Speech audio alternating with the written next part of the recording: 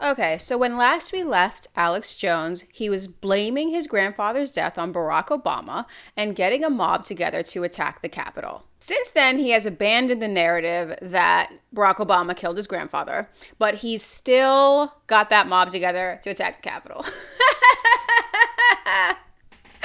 How did that work out? Stop the steal. Oh. Mayhem in the U.S. Capitol on Wednesday as swarms of protesters supporting outgoing President Donald Trump stormed the building in an attempt to force Congress to undo Trump's election law. That made for fantastic TV.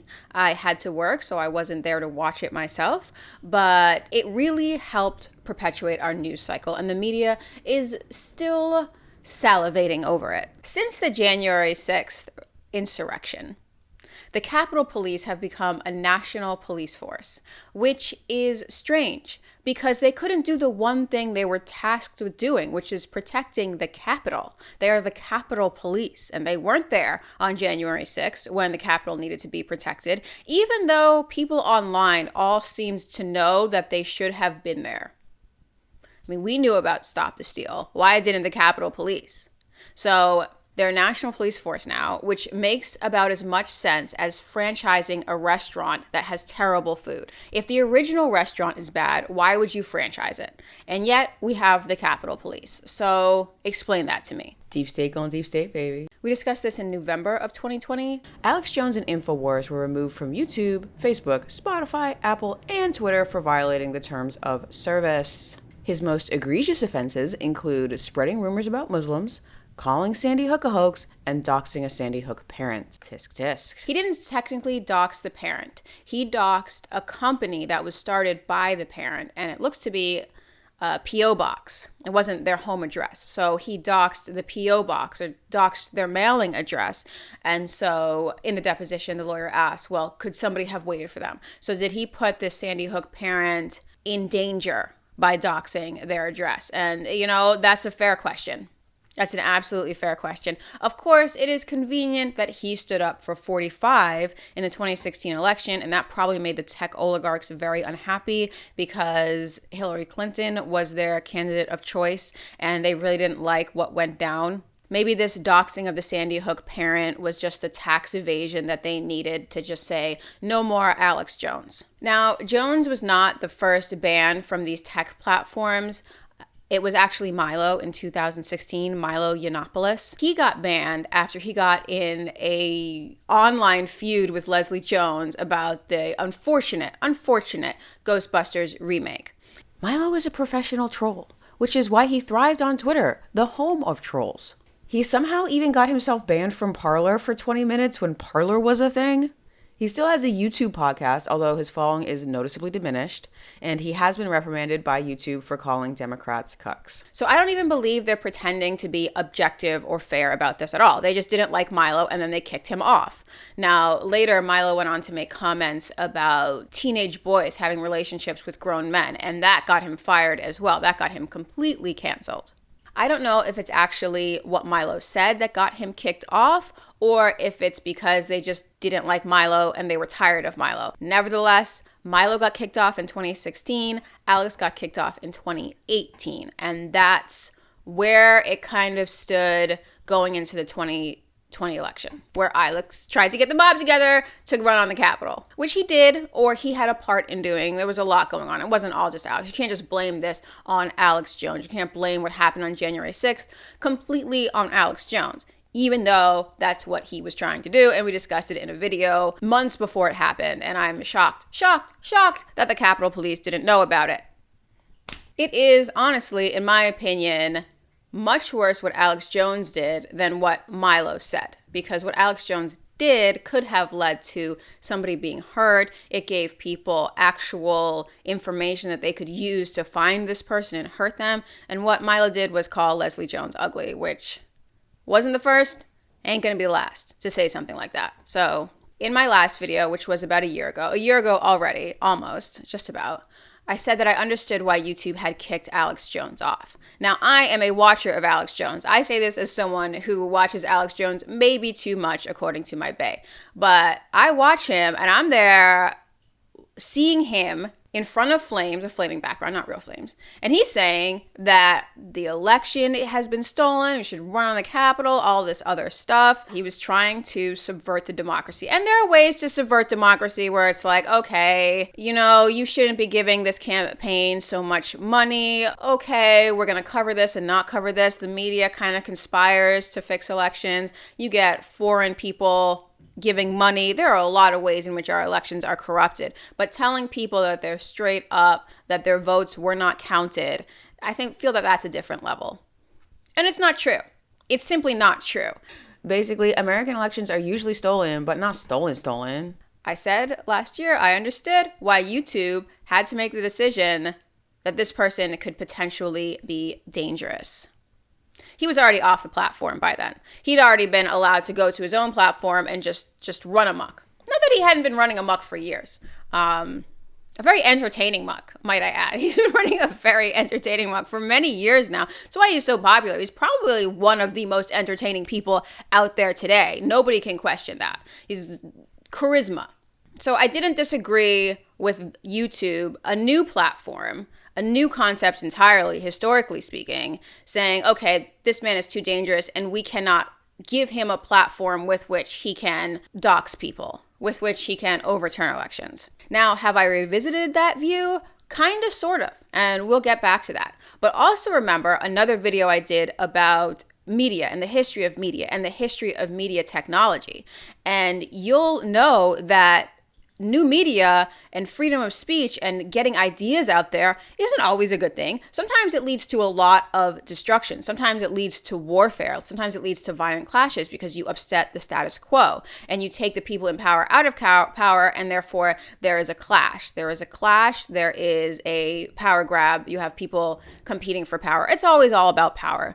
But if you're interested in learning more about how new information and new ideas and new technology can really upset the power structures and really upset people's lives, in addition to that, check out Prophets of Doom by Dan Carlin. And he talks about what happened after the printing press was unleashed in Europe and how Protestants got to read the Bible for the first time on their own.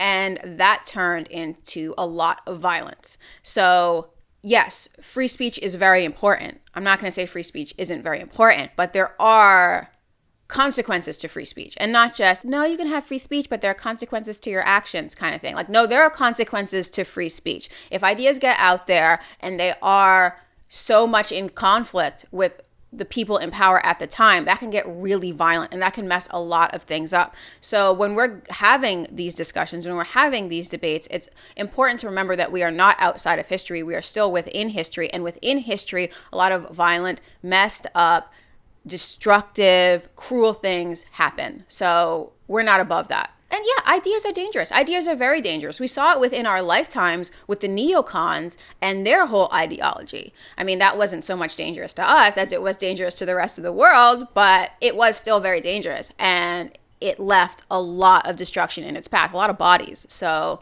ideas are dangerous. Free speech is important. Both of these things are true. A lot of people are like, well, do you believe this or what do you believe that? It's like, both have truth to them. These are concepts which actually have to be discussed. It's not just like, I believe this all the time, or I believe that all the time. Like, all the time, no matter what. All right, fine. Okay, I believe that from somebody who's willing to die for it, because sometimes that's what is required. But people who just say it to say it, like, I believe this, and they won't even, walk out the door for their beliefs. They won't do much more than tweet for their beliefs. I'm like, you don't believe a gut. You don't believe anything. I'm sorry, you're just saying you believe stuff. Okay, back to Alex Jones. This got off on a tangent. Free speech important, ideas dangerous. Also, and I said I was going to move on, but I see in our society, especially this year, especially 2021, that people said that they had a lot of values. They said that they had a lot of things that they believed in them, whether it's compassion or it was freedom or it was freedom of choice, body autonomy. And we're seeing that a lot of things that people said that they believed in, they don't really believe in them. Like I said before, I don't know how much I believe that most people hold any values. I know 2021 got me like that. 2021 has me thinking like, oh, do these people believe in anything? Like anything at all? Do you believe in anything at all? Moving on. Now I swear I'm getting back to Alex Jones right now. Alex Jones lost 2 defamation suits. He had been the defendant against these suits brought by the Sandy Hook parents, 2 sets of parents. Now, this whole lawsuit thing that's been going on for a few years now has been pretty messy for a couple of reasons. This is where it gets confusing. Numerous suits are being brought by numerous sets of parents in both Connecticut and Texas. First off, there was a child pornography incident. Controversial comments have conspiracy theorist Alex Jones in trouble here in Connecticut. Jones, who once called the Sandy Hook massacre a hoax, is causing another stir, and this time it's over implying that an attorney representing those families tried to frame him with child pornography. Alex Jones had sent in one of his files something that contained child pornography, and he said he didn't even open it. Now, he's sending lots and lots of files. He said he sent like 80,000 files. So he said that he had never opened it, and he also blamed one of the prosecuting attorneys for having sent him that. I won't say prosecuting, the plaintiff's attorneys. He blamed him for having sent him that to begin with. He named this man on the air, and he was sanctioned in court for naming him on the air. So that's just messy. Whatever happened with that? Who sent the child porn? Was it a troll? It doesn't seem to have been Alex Jones that sent the child porn or that had knowledge of the child porn before it was sent. Also, that gets into other issues. Can someone just send you a file and it's a huge file and it's got a bunch of child porn on it, but you don't see it because it's such a big file, and then someone finds it? Can they frame you like that? Like Alex had accused the attorneys of framing him. That's a whole another story, and yeah, it's pretty scary one way or the other. That's just one of the ways this case has been very messy. Anyway, Alex Jones was sanctioned for accusing this lawyer. You can't just accuse somebody without evidence. If you do that on air, some crazy person might come out and attack them, like a Thomas Becket kind of situation. So we don't want that. Will no one rid me of this meddlesome priest? Are all around me cowards, like myself? Are there no men left in England? That's why you don't dox people. Okay, moving on. Last week, Judge Maya Gamble of Texas's 459th District, a Democratic judge, ruled that Alex Jones was withholding evidence. Alex Jones swears he was not withholding evidence, says that they'd sent them over so much evidence, more evidence than he's even aware of, because in that evidence was child porn that he didn't even see. So, Kidding aside, they do have him on film admitting to possibly withholding evidence. Do you see at the very end, the very last 2 lines? Mm-hmm. Says the answers are true and correct based upon his own personal knowledge and belief. These answers are not based upon your personal knowledge. You relied on somebody else. My personal knowledge of the lawyer and my crew doing it. And before we came here, we discovered this and had told you and produced it, supplemented it. Right. What I'm saying is here right now, you don't have personal knowledge to say whether these responses are full and complete and correct. I mean, if you want to be technical, it's possible there could be something somewhere. But to the best of my knowledge, we have given you what you requested. And so a lot of the live show was only archived on YouTube, and so then that was taken down. Okay. And between April 4th, when you were given first notice that these lawsuits might be filed, and when your YouTube account was taken down later that summer, you took no efforts to save all those videos. There was over 30,000 videos. No, we didn't save those videos, most of them. Okay, so most of those videos you allowed to be lost when that happened. Objection form. No, I didn't take the YouTube channel down. Right, I know. I understand that. But before your YouTube channel was taken down, but after you were sued, you took no steps to preserve any of those videos. We did save the videos that we had on our servers. That's not what I'm asking you, though, is it? When you talk about the videos that were lost, that you don't have, because the YouTube channel was taken down, and the only place you had them saved was natively on YouTube, you don't have those videos. And so, by extension, I don't have those videos, correct? Alex has not lost a jury trial because the case never went to jury, although a jury will decide the judgment. That's sort of a technicality, and unfortunately, I'm not familiar enough with Texas law to know if such a ruling is unique, although Alex insists that it is. However, Judge Gamble cites numerous incidents of Jones' public disrespect for the trial and the courts. He also did the same thing after Parkland, calling them crisis actors and proving that he has not learned anything at all from the trial.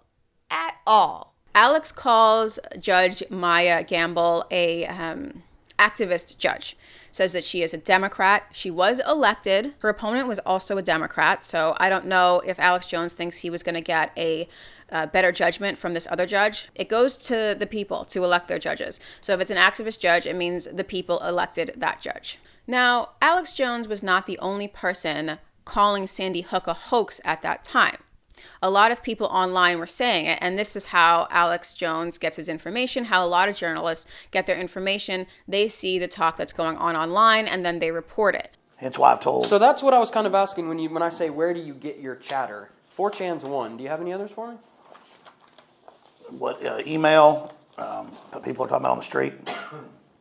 Well, I mean, we're talking hone in on this idea that there were people on the internet chattering about Sandy Hook. The internet was talking about it. You do I would say YouTube. I mean, there were like videos in the first few weeks with like 5 million, 10 million views plus, and they were showing a lot of things that, when you looked at it, looked pretty compelling. Okay. Also, parents won another defamation lawsuit against authors who claimed that nobody died at Sandy Hook in a book with that unfortunate and easily refuted title. And he has since retracted what he said. He says he believes Sandy Hook actually happened.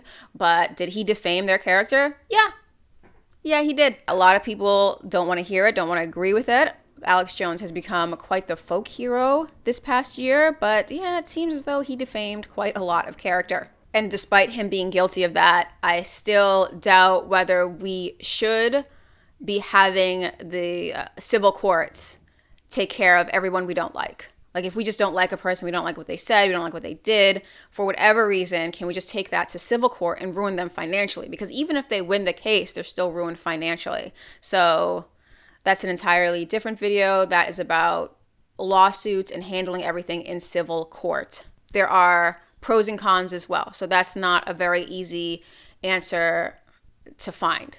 Although technically speaking, it does seem as though it's the doxing that was the real problem, and you'll be hard-pressed to find somebody that supports allowing people to be doxed online. I mean, freedom of speech is one thing, but if you're opening people up to be injured, to be hurt, to be harassed in person, that's an entirely different thing, and if they are not public figures. In Alex Jones' defense, he did name the company that one had started and didn't name the parent specifically. So let's never forget that about 4 years ago, Alex Jones was riling up people to be mad at the Muslims, saying that they had Muslim no-go zones where if you weren't Muslim, you weren't allowed to be in there. And this was a hoax. This is not true. What they had was private property, and private property is allowed in the United States. So it wasn't a Muslim no-go zone. Now, what Alex Jones did was absolutely terrible. He should be deeply ashamed of himself. But also, how much of the mainstream media now, in 2021, looking back, should also be deeply ashamed of themselves? I'm looking at you, Caliphate. We're going to stir up some anti-Muslim anger. What about Caliphate? But it wasn't intentional. If you stir up hate on accident, it doesn't count. Just like misfired guns never kill people. Duh. Yeah, that was a fiction that they published as fact. How much anti-Muslim anger did that stir up? Alex Jones is way out of pocket a lot of the time, but this year we have seen the mainstream media also go out of pocket, and I am not convinced that they aren't causing as much, if not more damage than Alex Jones. So if we're going to be banning people, let's be fair in who we're banning here. I feel the devil is very happy with America right now.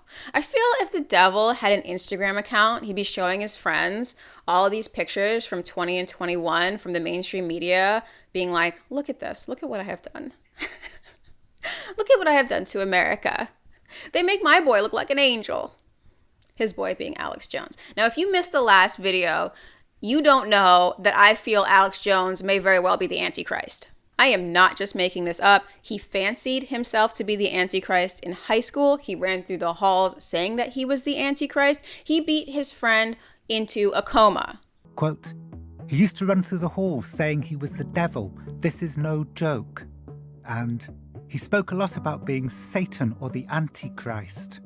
And he would walk the halls with his arms flared out and with this intense, wide-eyed, evil look in his eyes. and he proclaimed to be the Antichrist. That in and of itself, I still wouldn't say, oh, this person is definitely the Antichrist. Even though he ran through the halls screaming, I am the Antichrist. I wouldn't say Antichrist. I could say trouble kid. However, if you watch him and you really track what he's saying and what he's doing, you kind of think, if there were an Antichrist, this is what the Antichrist would be saying and doing. So is he trying to fulfill his subconscious desire to be the Antichrist? He said something really interesting recently. He said that through all of this COVID stuff, it's washing him clean of all of that evil. And maybe he's referring to the evil of him in high school running through the hallways screaming, I am the Antichrist, I am the son of Satan. Don't shoot the messenger. I didn't say this. This was reported by people who knew him at the time, numerous people. So this was a really weird person. Now I'm looking back on it in that context, being like, you know what? This is how the Antichrist would act. That being said, far be it from me to hate on the Antichrist. Okay, we see that the Antichrist figure may actually be very helpful, historically speaking, because think about a forest. A forest needs forest fires to burn clean the dead brush. And is this what the Antichrist figure is doing? Burning clean the dead brush. We see Antichrist figures throughout history who do this, and after that destruction, a new order can form, and that new order, that new growth is actually quite positive. So I'm not out here hating on the Antichrist. I just don't want to be alive at the same time that the Antichrist is alive for obvious reasons. Plus, the Antichrist might not even be real. But according to Alex Jones' lore, if you watch Alex Jones this often, you know that he does believe the Antichrist to be real. And in his past, he also claimed to be the Antichrist. So believe someone when they tell you who they are, right? Don't shoot the messenger. I'm just reporting. And so yes, here we have it. Alex Jones may be the Antichrist, or at least he may believe himself to be the Antichrist. And he may be fulfilling his role as the Antichrist. That having been said, I still watch the network. Infowars, I still watch Infowars. He's got a whole little conspiracy network going on over there. He's got David Icke of reptilian fame. Remember, David Icke said the world would end in 1997? It didn't. David Icke got a show on there now. Owen Schroyer, he's there. He got arrested for what happened at the Capitol on January 6th. We'll see if those charges stick. A federal judge has questioned whether Owen was treated as a rioter or as press. Judge Faruqi is not sympathetic to Owen or Infowars, but the law is the law. We'll see what happens with Owen Schroyer. I mean, this might really catapult his career, speaking very cynically, of course. Is there any other way? My favorite person on the Alex Jones channel now is the one with all the Satanist lore. If you loved End of Days and Legion, you'll love Ron Dyer's shows on how Satanists are taking over the world. And it's playing. It's not real. It's for entertainment. Now, the argument could be made that it's left entertainment and come into popular culture now, but it's always kind of been on the periphery of popular culture forever because it is one of those motifs that we keep coming back to as a culture. We keep coming back to this good versus evil, God versus the devil thing. It comes up and up and up and up, and that's why it's been on the periphery of culture for so long. And when it does come up, it comes up in a big way. Like, Satan is trying to undermine us. Satan is a real thing, and he's out there, and these satanic cults are trying to undermine society. It's fascinating. It's absolutely fascinating. And we've seen it come up this past year with adrenochrome. We've seen it come up with the whatever's happening with the globalists, et cetera, et cetera. Real quick for the uninitiated. Adrenochrome is a substance naturally produced in the body, including in children, that the conspiracy fringe believe the elites consume to extend their lives. This myth is similar to child sacrifice myths throughout Christian history. Christians swore off human and animal sacrifices, while other religions did not. This is an ancient myth, and I will go into it more in my next video.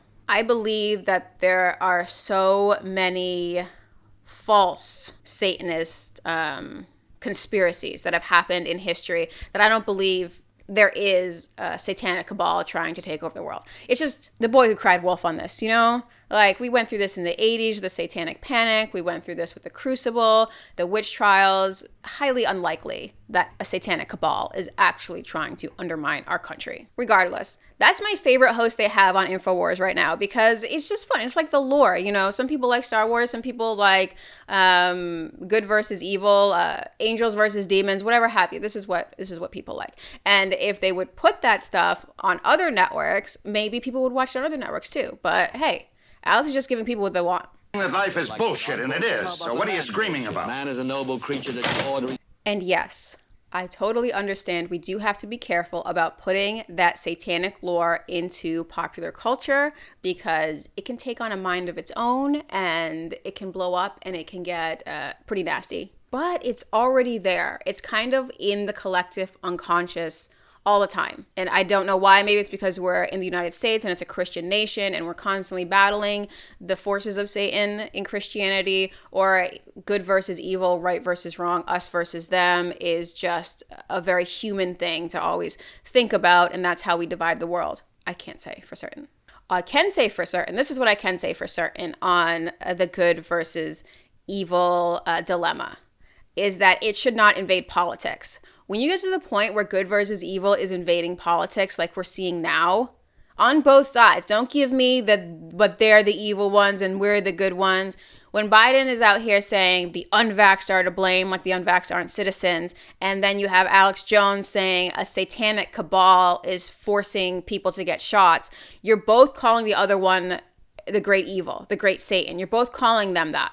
So on both sides, there is the good versus evil, and we're the good ones and they're the evil ones, and it's invaded politics, which is absurd. Do people write scientific papers and they're like, well, we're trying to find, you know, which one of these samples is the evil one and which one is the good one? What?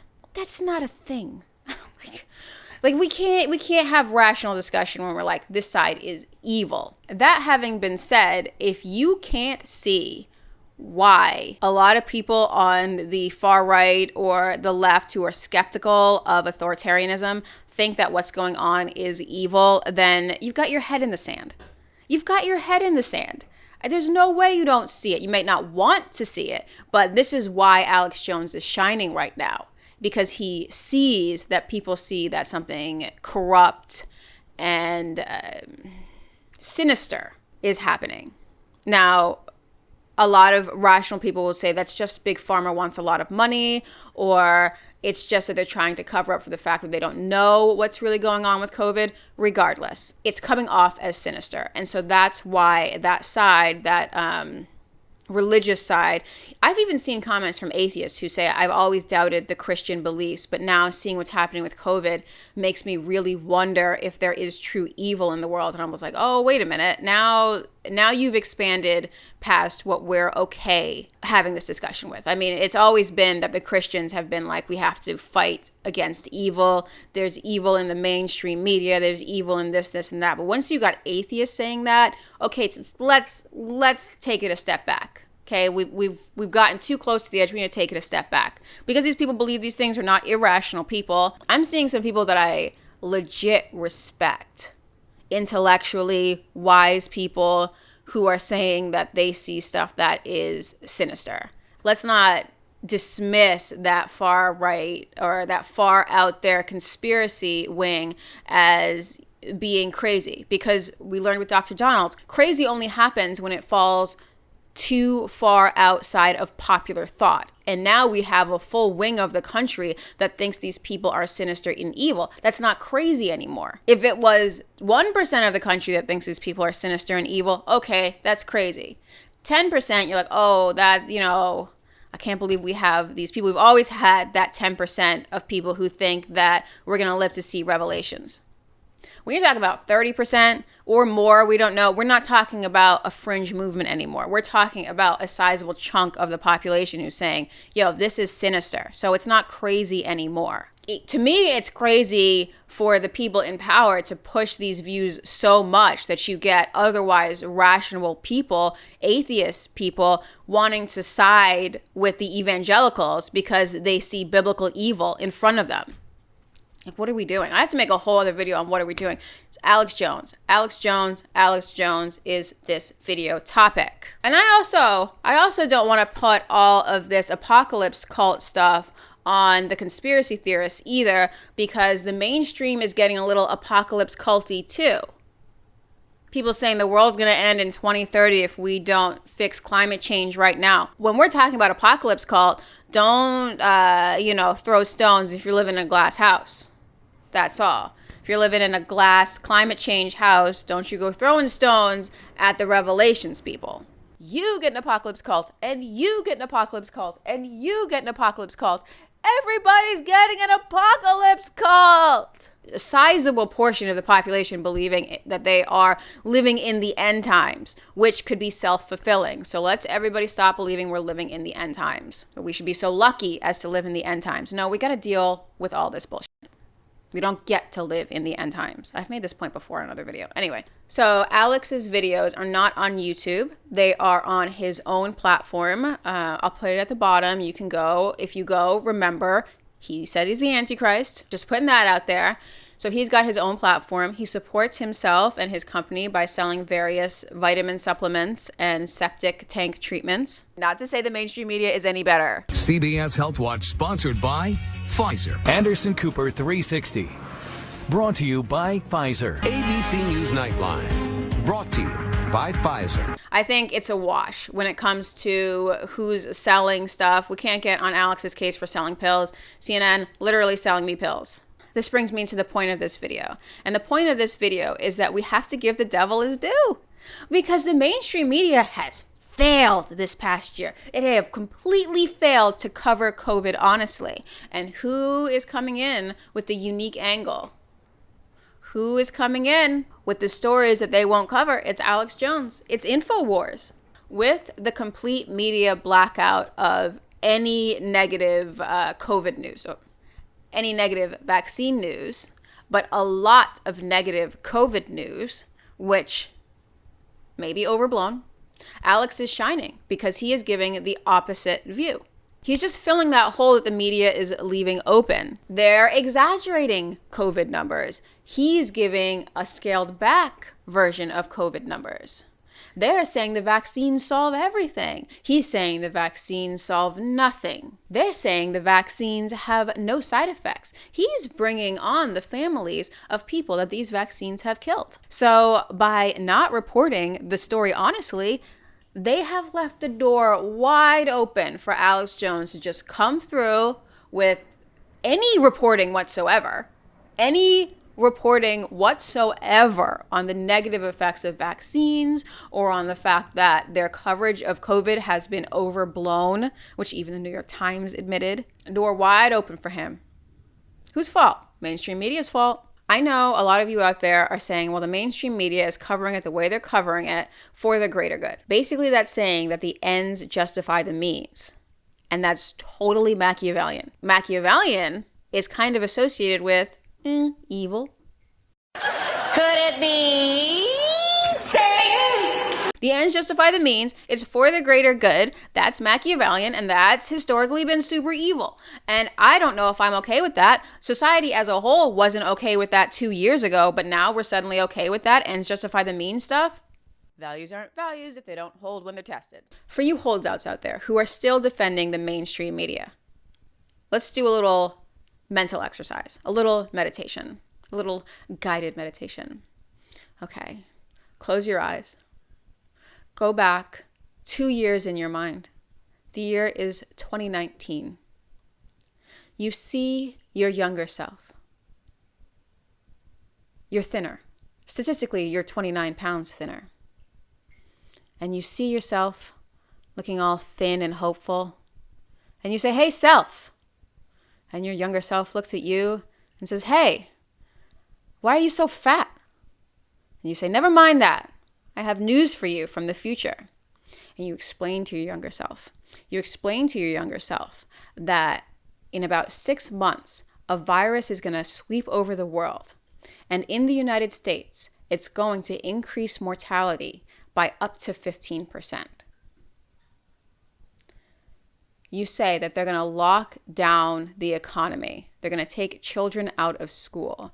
You're going to be forced to stay at home from your job. And that's why you got fat. You have to explain why you got fat, because you are 29 pounds heavier right now. Like, that's the elephant in the room. It's like, you're a little chubby. Anyway, back to the meditation. You say to yourself that the government will force an entirely new type of vaccine, entirely new vaccine technology under an emergency use authorization. And then you tell yourself that if you don't take this, that you'll lose your job and you won't be allowed to travel or go into restaurants. And then you tell your younger self, but most importantly, younger self, cancel your trip to Australia because Australia is about to fall. Your younger self looks at you like, are you crazy? That is not going to happen. Americans are better than that. We are not descended from fearful men. And then you laugh in your younger self's face. But then your younger self laughs in your face because you're fat now. Okay, you may open your eyes. That is the end of this mental exercise. You see, if this had happened over the course of 1 month, if this hadn't happened over 2 years and happened over the course of 1 month, there'd be riots in the street for where we are right now. Alex Jones seems prescient. He seems to have predicted this whole thing. But did he though? Because he kind of predicted a lot of things and only a little bit of it came true. But because he's the only one saying it, we're only going to remember what he predicted that did come true. We never remember what they predicted that didn't come true. All the stuff that Nostradamus said that didn't come true could fill a book. In fact, it has filled a book, and that book is a bestseller. Alex had been warning of a government takeover, of having to show your papers of this mark of the beast thing. It's in the Bible. Mark of the beast means that you won't be able to buy or sell without whatever. And so people are calling the vaccine passport that. You might say that is crazy. It's not the mark of the beast. Well, you got to be careful in the United States. A lot of Christians are looking out for these things. These are warning signs to them, and they have more meaning than maybe the government knows. So could it be a self-fulfilling prophecy? Yes, it could. Yes, it absolutely could. Anyway, Alex Jones had been warning about globalist takeover. It seems as though that's starting to happen. And so he seems like he was predicting the future this whole time. That's how these prophetic voices work. They only have to get a few things right to be considered prophetic. It's not new. Plus, the powerful have adopted these conspiracy terms, which is just not helpful. We must treat this new world order, this new world of COVID. And you pick the people to run those agencies and the deputies that are pledging allegiance to the new world order and good governance. Politicians, take note. This is beyond careless. He did. He had the father of one of these vaccine victims, a 16-year-old boy who died from taking the shot. It's a very rare occurrence, very rare. And there's a lot of debate within the scientific community of why this is happening. I'll link a video at the bottom with John Campbell, who explained it's the way they're giving the shots might be increasing adverse events. But Alex Jones had the father of a person who died from one of these adverse events on.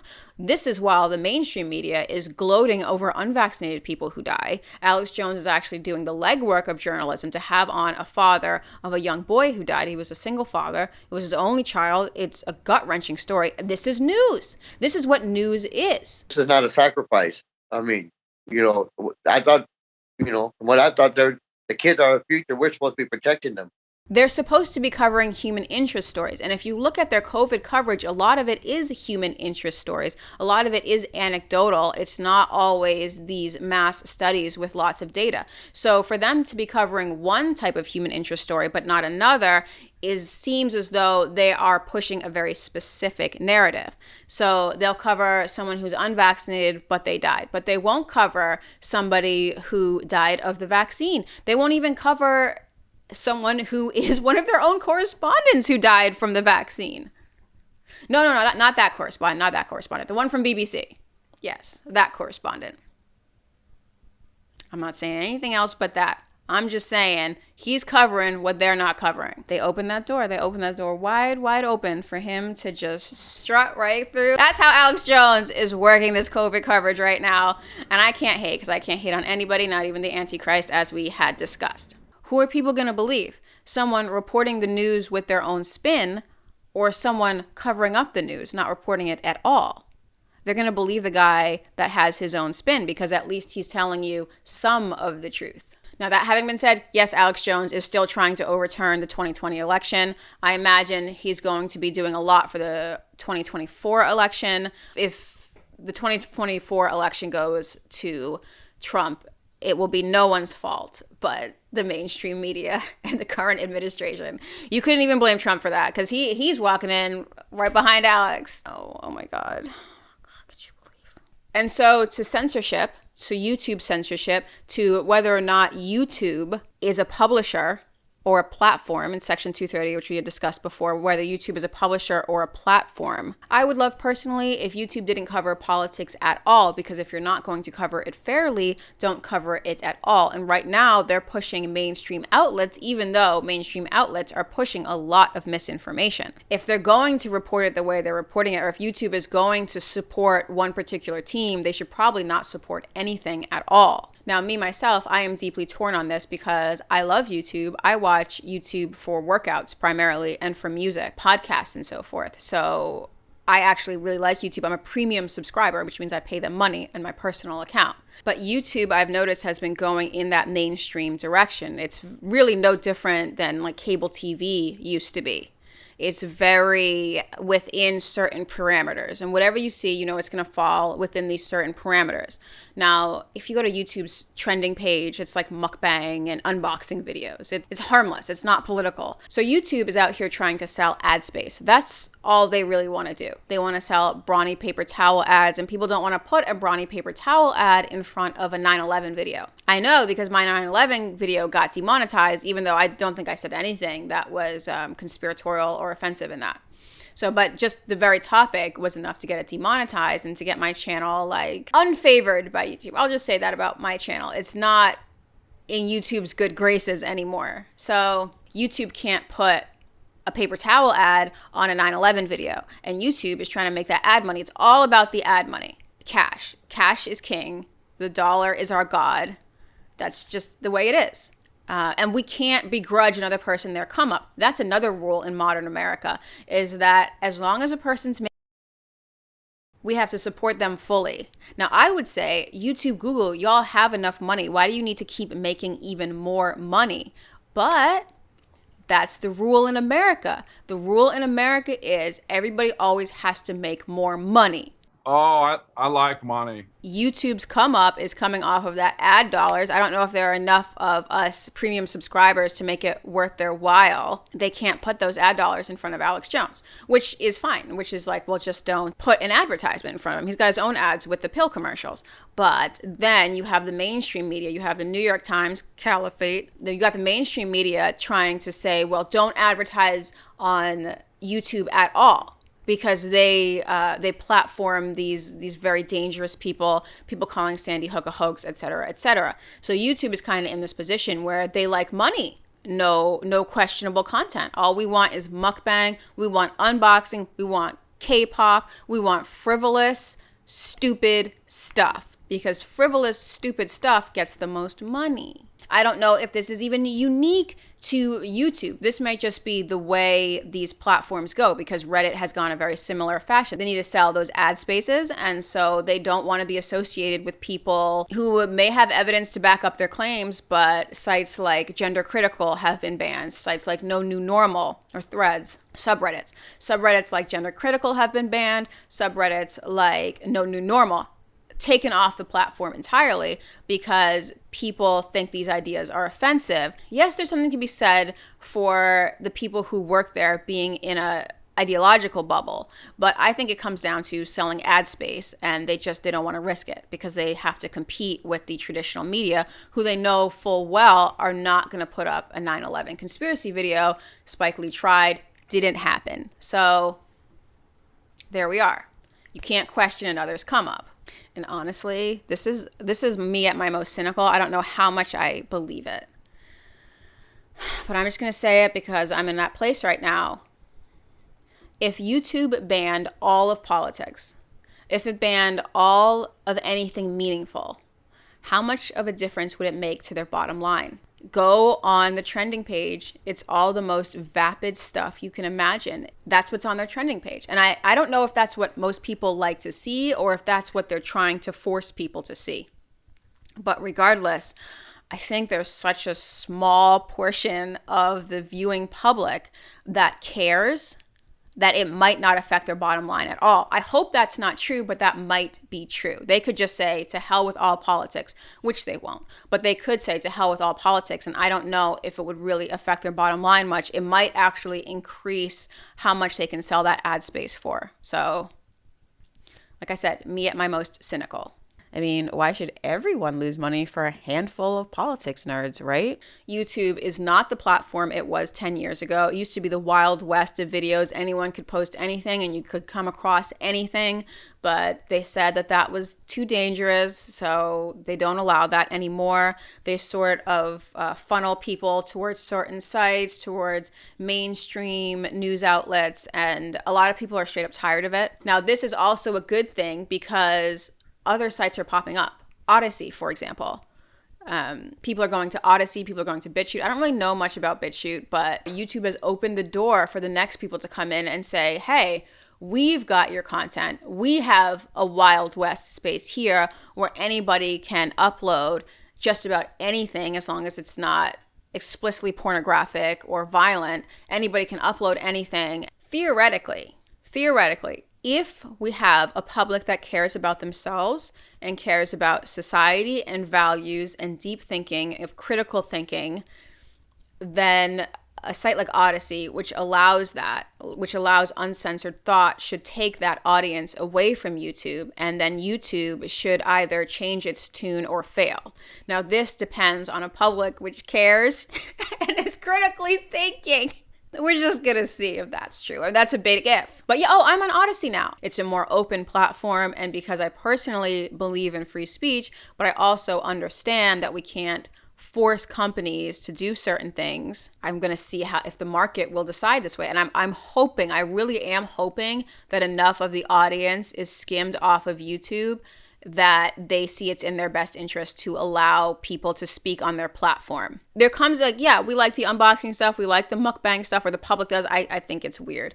But the public likes these things when they're young. If you're 35, are you going to be watching mukbang? Like, think about it. If you're 35, you're going to be watching unboxing. And they do have YouTube Kids.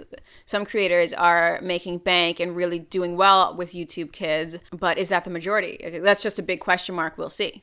If you keep peeling these people off and these people keep going to other sites like Odyssey, then YouTube may have to change its tune because these hippies, they got kids too, you know? So, okay, so in summary, Alex Jones is the Antichrist, but his platform is popping right now with the conspiracy stuff. Don't trust only Alex Jones for the COVID coverage, and please don't go there and not understand that he is the Antichrist.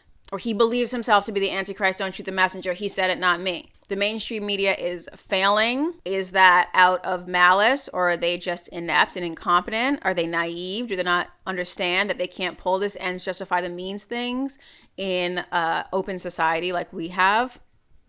So with the mainstream media failing and Alex Jones shining and rising to the occasion, I kind of see that they're setting themselves up for trouble. Also, YouTube censorship may be self-defeating if they force a lot of their people to go to other platforms like Odyssey. Find me on Odyssey. All of this discussion is being had under how can we stop him from making money, or how can we make more money? So the dollar is still king. In one way or the other, everybody is still kowtowing to the dollar. This is America, and you can't begrudge anyone a come up. No matter how they come up, we can't begrudge it, because make that money, right? Get the bag. If that means censoring people, if that means telling people stories that aren't true, but it'll keep them watching so you can sell them more pills, CNN and Alex Jones, I'm looking at you, whatever. You got to keep doing it, right? So some questions for everybody out there. Are you willing to go to another platform? Do you want to be on a platform in which nothing is censored except pornography and terrible real violence? Do you think such a place could police itself? Here's a good question. Would you feed your family peas that were advertised under a white nationalist video on YouTube? Would you feed your family racist peas for dinner? Because that's where YouTube's coming at it. They're like, we want to make our money. Do you think it's the moral thing to do to censor Alex Jones? Because he is the Antichrist and he is trying to overturn the government right now. Subscribe, follow me on Odyssey.